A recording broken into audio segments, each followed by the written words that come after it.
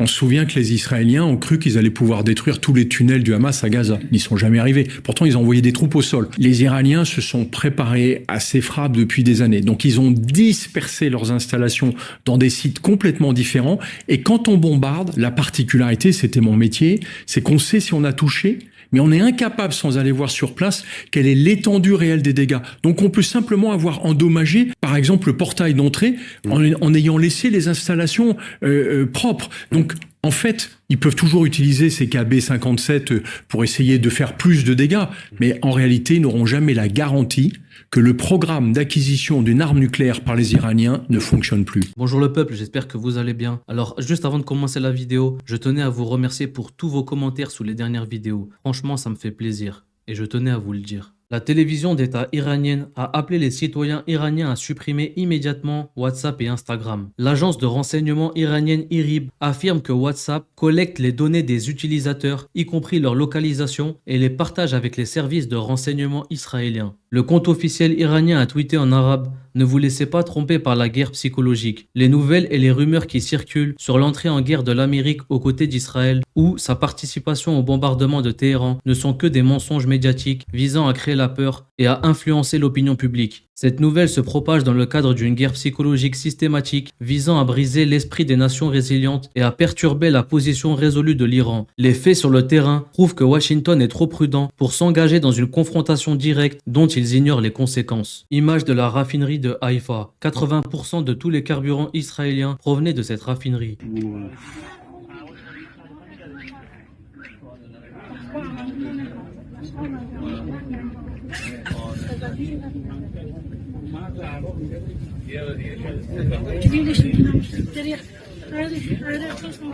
Alors ça, je ne sais pas si ça va vous faire rire ou pleurer, mais cette expérience de France Télévisions est édifiante. 2 comédiens pour France Télé simulent le vol d'un vélo. La réaction des passants est radicalement différente en fonction des comédiens. Cette expérience en dit long sur la persistance des stéréotypes racistes dans notre société. Nos caméras cachées vont nous permettre d'observer la réaction des passants. Constat, si la plupart des passants jettent un rapide coup d'œil à Johan, tous continuent leur chemin comme si de rien n'était. Nous avons remplacé Johan par un comédien d'origine maghrébine, Bachir, habillé de la même façon. Étonnamment, l'attitude des passants n'est pas du tout la même. Qu'est-ce qu'il y a, monsieur? Qu'est-ce que vous faites? J'ai perdu la... I lost the key. Yes, I lost key. Une cycliste, tout de même, s'arrête et interpelle notre comédien. C'est votre vélo? Oui, c'est mon vélo, oui. C'est un peu bizarre. Vous faites pas agresser? Oh non, ça va. Et au début, vous vous avez dit quoi? Que je voulais le vélo ou que... La première impression, pour moi, parce que vous avez une tête de tout honnête, c'est que vous aviez perdu vos clés. Ouais. Je coupe. Oui, vous inquiétez pas. Ça ira. Comment vous suivez là, si c'est votre vélo? Vous appelez la police. Et soudain, quelques minutes plus tard... Non, c'est des vrais policiers? Oui. Ah, j'adore! On m'a volé 2 vélos dans Paris. J'ai jamais un policier qui est venu. C'est mon vélo, monsieur, c'est mon vélo. C'est mon vélo? Oui, c'est mon vélo. J'ai juste perdu la clé. Ok, comment je peux savoir? Pour vous ramener, on vérifie le sac, il y a quoi dedans, on va voir. Il y a mes affaires personnelles. Pour désamorcer la situation, notre équipe est donc obligée d'intervenir. Le constat est implacable. La situation est la même, tout comme l'attitude et la tenue de nos 2 comédiens. Mais la réaction des passants est radicalement différente selon le profil du personnage. Oh bah dis donc. Les stéréotypes ont un caractère automatique. Mais ensuite, le comportement, le choix qu'ont fait certains passants de téléphoner à la police. Ici, c'est un choix délibéré. On a donc d'un côté le stéréotype qui va arriver de manière assez automatique, inconsciente pour reprendre vos termes, parce qu'il est culturellement appris, culturellement enseigné d'une certaine manière. Mais ensuite, on peut choisir de délibérément ou non adhérer à ce stéréotype, à ce préjugé. On a une parfaite illustration de tout ce que j'ai évoqué. La catégorisation sociale, eux, nous, est-ce qu'il fait partie de mon groupe ou non, qui active automatiquement des stéréotypes, qui entraînent des préjugés. Je les aime, je ne les aime pas, j'ai confiance, je n'ai pas confiance, et qui, dans certains cas, déclenche le comportement discriminatoire. Le téléphone à la police. Et on peut remercier Zemmour, Bardella, le RN et consorts pour ça. Poutine a dit il y a longtemps, peu importe le président américain, quand il arrive au pouvoir, des hommes en noir viennent le voir et lui expliquer qu'il fera la politique qu'on lui dicte. Difficile de penser qu'il avait tort, non? Voici une image claire d'une frappe contre l'agence de renseignement israélienne du Mossad.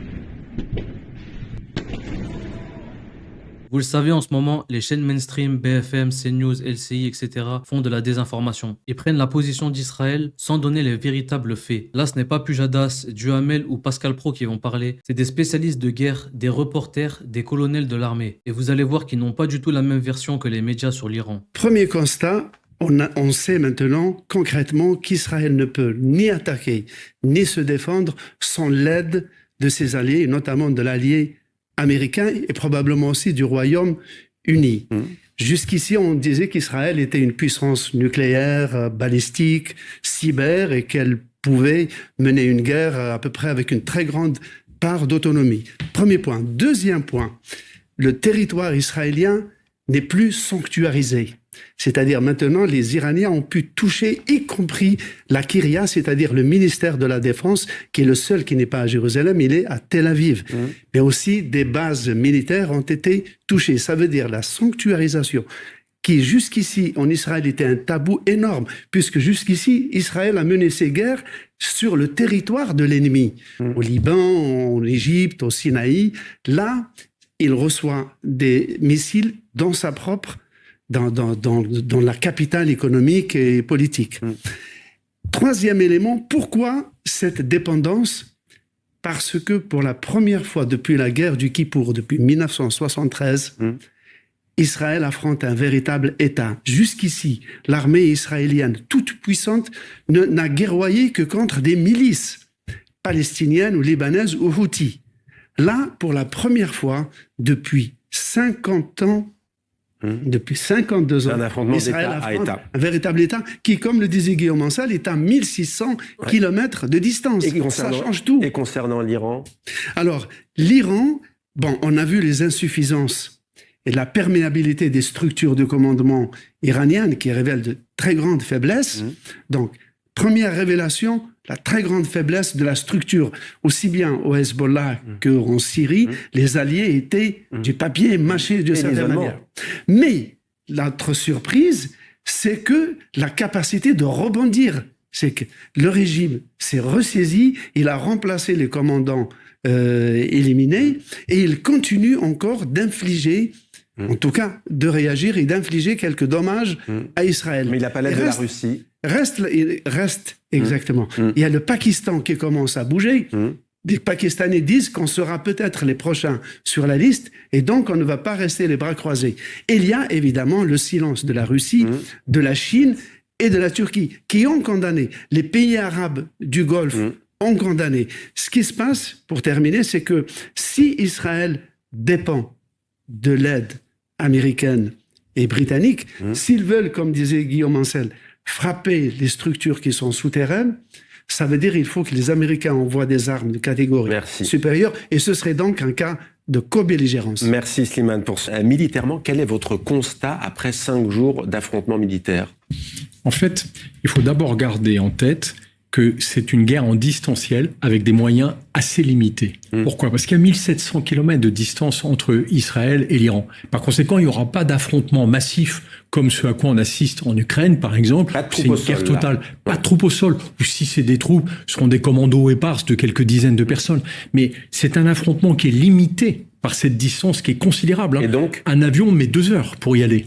Donc, ça veut dire que les capacités d'opération des Israéliens comme des Iraniens sont très limitées. Qu'en fait, on en montre beaucoup d'images, mais leur capacité à frapper et à détruire est limitée. Et donc, ça veut dire que du côté israélien, cette guerre est prévue pour durer plusieurs semaines.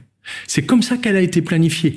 Et toutes les tentatives de « on n'a qu'à s'arrêter maintenant », comme l'annonce Donald Trump, alors qu'il connaît très bien le plan des Israéliens, sont totalement vaines. Puisque, en fait, les Israéliens veulent aller jusqu'au bout de leur logique et de dire « on s'est vraiment senti menacé par le programme nucléaire militaire iranien. Maintenant, on a l'occasion de le détruire. Pourquoi? Parce qu'on a le feu vert des États-Unis et on n'a pas de feu rouge de la Russie. Et ça, pour eux, c'est une fenêtre historique qui n'était jamais arrivée jusqu'ici. Et donc, ils vont essayer d'aller le plus loin possible, tout en sachant, paradoxalement, que des bombardements ne permettent pas de détruire intégralement un programme de ce type. Ils peuvent le ralentir, ils peuvent le diminuer de manière assez importante. C'est déjà le cas. Israël dit qu'il faudra d'ores et déjà plusieurs années pour relancer son programme nucléaire. Plusieurs mois. Il faut faire attention parce que pour l'instant, personne ne sait faire un bilan, surtout quand ce sont des installations qui sont sous terre. Combien de temps peuvent durer les deux armées, les deux belligérants, l'armée israélienne, vous dites plusieurs semaines, en a-t-elle les moyens sans les États-Unis? Et l'Iran peut-elle tenir encore plusieurs jours à ce rythme tous les soirs?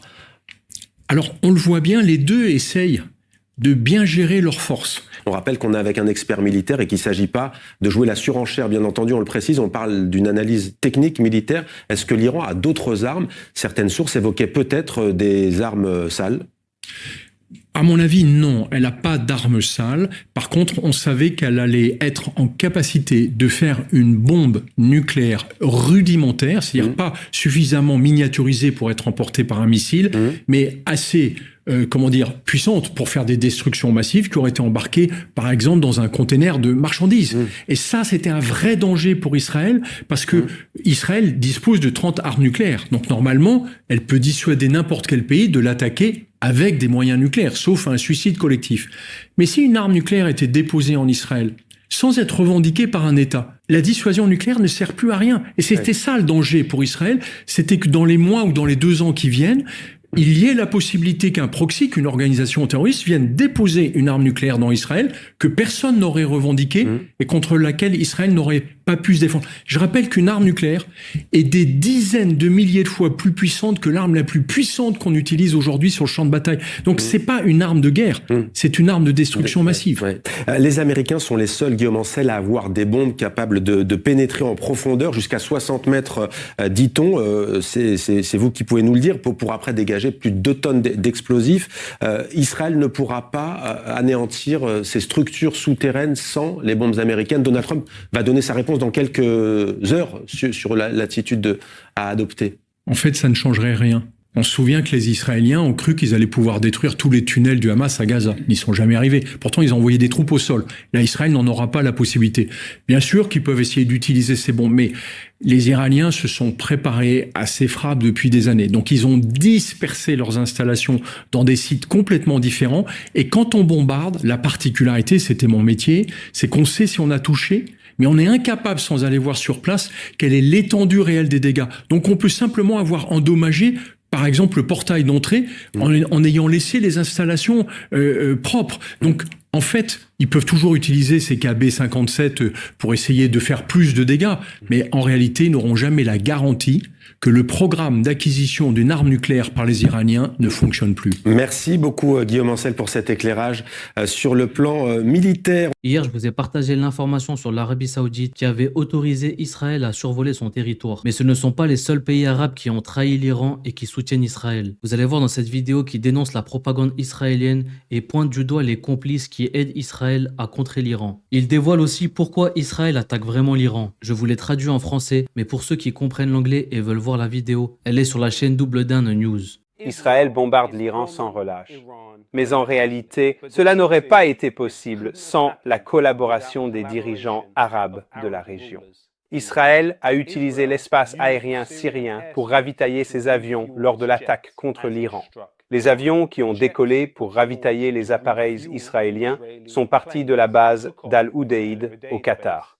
L'Iran est puni pour son soutien à la cause palestinienne.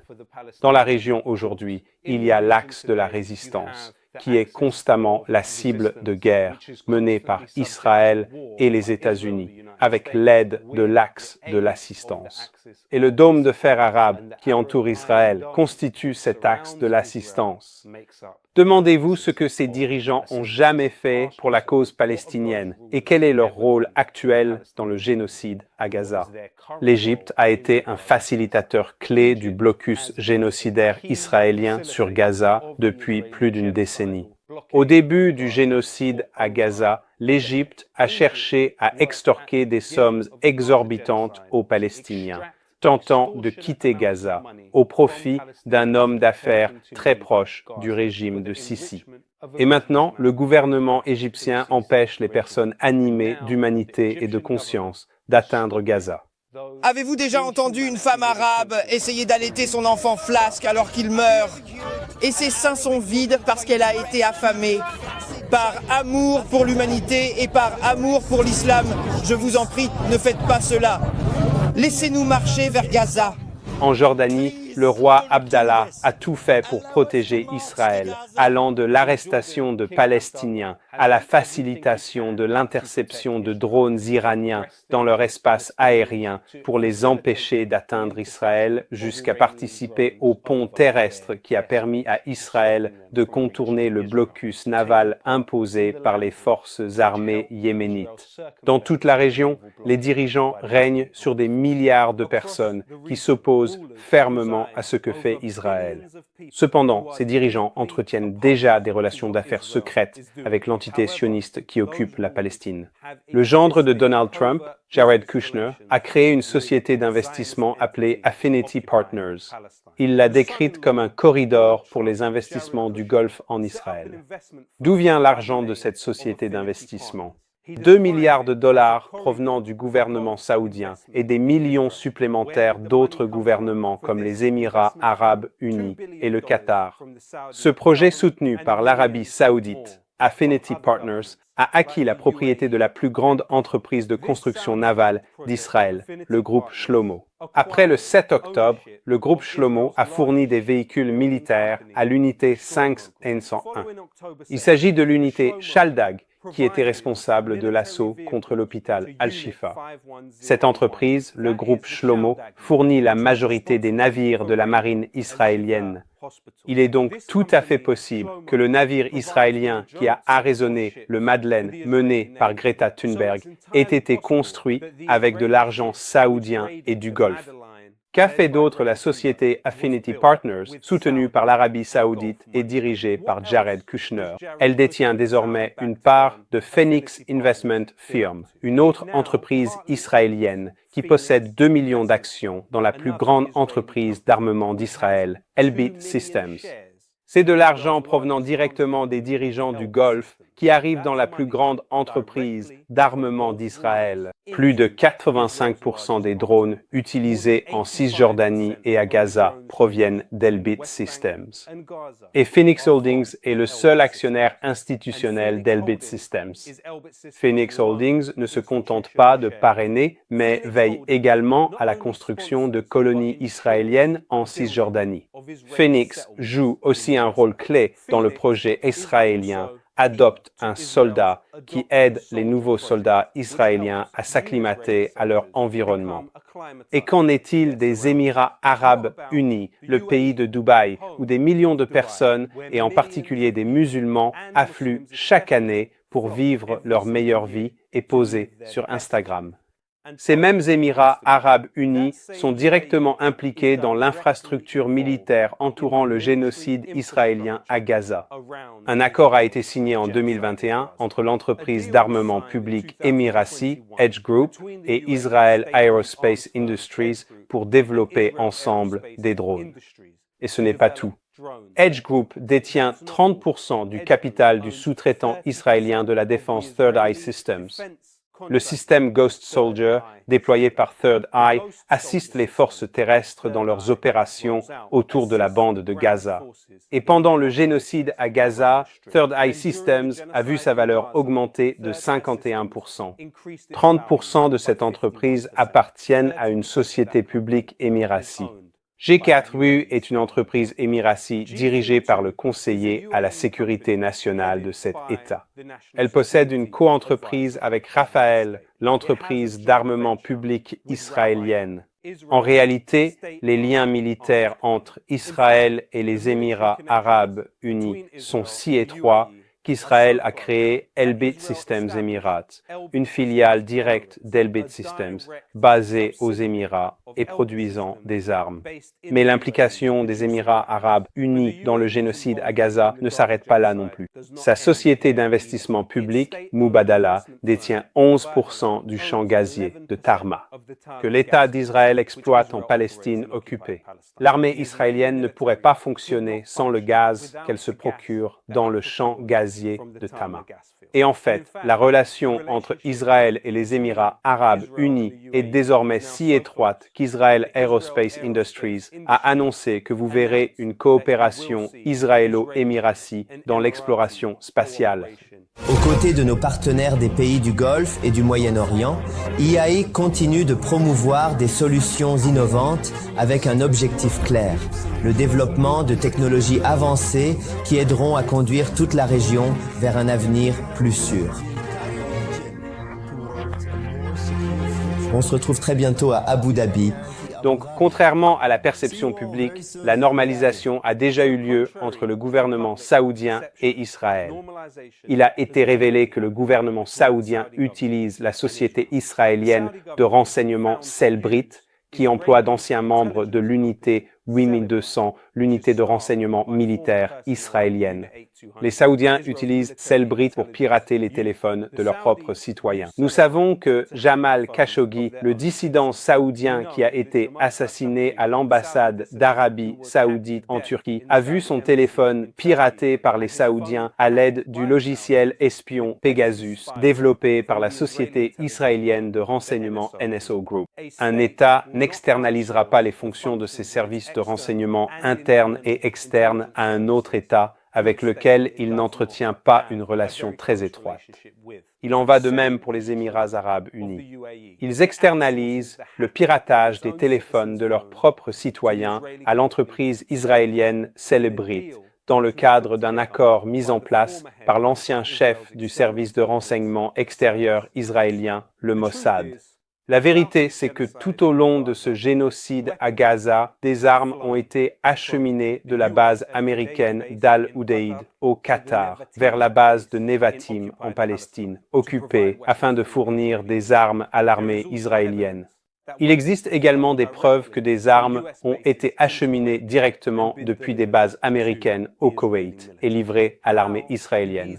Comment ces gouvernements peuvent-ils prétendre contrôler leur propre souveraineté alors qu'ils permettent que des bases sur leur territoire soient utilisées pour perpétuer ce génocide? Et qu'en est-il du joyau du monde musulman? La Turquie, où Erdogan évoque sans cesse le peuple palestinien dans ses prières. Eh bien, en réalité, la Turquie forme depuis longtemps des pilotes israéliens sur le champ de tir de Konya, permettant aux pilotes de l'armée de l'air israélienne d'utiliser le territoire montagneux pour perfectionner leurs compétences à cibler les habitations palestiniennes. En échange, des pilotes turcs sont également formés sur la base de Nevatim, en Palestine occupée. En fait, la société israélienne Dorad Energy fournit directement de l'électricité aux bases militaires israéliennes. Le deuxième plus grand actionnaire de cette société israélienne était Zulu Holdings, dirigé par un proche ami d'Erdogan, Ahmet Zulu. En réalité, l'armée israélienne ne pourrait pas fonctionner sans le pétrole qui lui est fourni par deux nations musulmanes. L'oléoduc qui part d'Azerbaïdjan traverse la Turquie et arrive en Israël fournit 40% du pétrole d'Israël. Ce flux aurait pu être interrompu à tout moment pendant le génocide, mais il ne l'a pas été. Il a également été révélé que 4000 citoyens turcs ont rejoint l'armée israélienne et combattu pendant le génocide à Gaza. Où sont les conséquences juridiques pour ces citoyens? À un moment donné, le gouvernement turc a affirmé avoir coupé les échanges commerciaux de 10 milliards de dollars par an qu'il entretient avec le gouvernement israélien. Mais qu'a-t-on découvert? Qu'en une seule journée, le prétendu commerce avec la Palestine a été massivement augmenté. Des navires qui étaient censés se diriger vers l'Égypte ont éteint leurs antennes au dernier moment et ont été redirigés vers les ports israéliens d'Ashdod et de Haïfa. Il a même été affirmé par le journaliste turc Metin Siyan que le fils d'Erdogan, Burak Erdogan, commerçait avec Israël tout au long du génocide via sa compagnie maritime. À un moment donné, les forces armées yéménites ont même frappé un navire turc lié au parti au pouvoir, exploité par Aras Shipping, une entreprise appartenant à Saleh Zeki Sakir, un proche du parti d'Erdogan. Les forces armées yéménites ont averti leurs frères en Turquie de cesser de commercer avec Israël sous peine d'être à nouveau frappés. Tout cela se passe plus d'un an après le début du génocide à Gaza. Qu'en est-il de l'Indonésie, le pays musulman le plus peuplé au monde? Malgré la position pro-palestinienne adoptée par le gouvernement, plusieurs entreprises israéliennes de renseignement ont réussi à s'impliquer dans les fonctions de l'État. Par exemple, le NSO Group, Kandiro, Wintego et Intelexa sont tous impliqués dans le fonctionnement de l'appareil sécuritaire indonésien depuis au moins 2018. Ce sont des entreprises fondées par d'anciens membres de l'unité de renseignement israélienne WIM 200. Qu'en est-il du Pakistan, le seul État nucléaire du monde musulman? Et ce, malgré le fait qu'il adopte une position très pro-palestinienne. Les fonctions de renseignement interne du Pakistan sont assistées par l'entreprise israélienne Cellbrit. Le Pakistan utilise une société de renseignement israélienne Cellbrit pour pirater les téléphones de ses propres citoyens. Tout cela, pris dans son ensemble, constitue une trahison majeure de la cause palestinienne et une collaboration avec le projet israélien. Ce dont il est question ici, c'est d'un réseau mondial d'agences de renseignement qui ont développé une dépendance à la technologie israélienne, ce qui rend les gouvernements censés contrôler ces agences extrêmement vulnérables à des pressions exercées contre eux. Si Israël a réussi à s'intégrer au service de sécurité d'État du monde entier, qu'est-ce que cela implique pour les fonctions de ces institutions? Dans quelle mesure ces politiciens eux-mêmes sont-ils libres? Greta Thunberg, une militante suédoise non musulmane, a déclaré qu'elle était prête à mourir pour livrer 100 kilos de farine à Gaza. Demandez-vous, qu'ont offert les dirigeants du monde musulman à la Palestine? Bien que ces dirigeants disposent d'immenses armées et marines, ils n'ont pas été capables d'accomplir un seul acte équivalent à celui de Greta Thunberg et de ses amis. Aucun titre, aucune armée, aucun gouvernement, aucun argent, seulement la conscience et l'humanité.